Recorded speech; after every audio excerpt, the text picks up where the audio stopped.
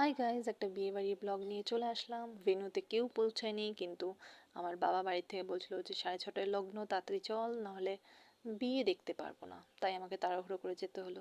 গিয়ে তো বোর হচ্ছিলাম।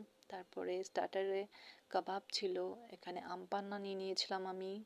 তারপরে জিলিপি খেলাম, আরও চিলি বেবি কর্ন এইসব ছিল।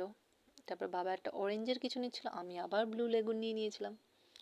আর তারপরে এখানে এরকম একটা জায়গা ছিল যেখানে পাখি নিয়ে ফটো তোলা যাবে, তো ওখানে গেছিলাম। দাদা আমাকে দুটোই পাখি ধরিয়ে দিয়েছিল। তারপরে তখনও ব্রাইড আসেনি, আর ব্রাইড তো ভীষণ মিষ্টি, একটু পরেই দেখতে পাবে। তারপরে আমরা খেতে বসে গেছিলাম। তখন 9টা বাজে, খেতে বসে গেছিলাম, কিন্তু কি হয়েছে, ভিডিও করতেই আমি ভুলে গেছি।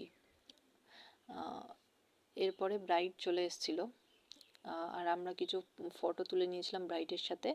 তারপরে আবার একটা আম পান্না খেয়ে নিয়েছিলাম।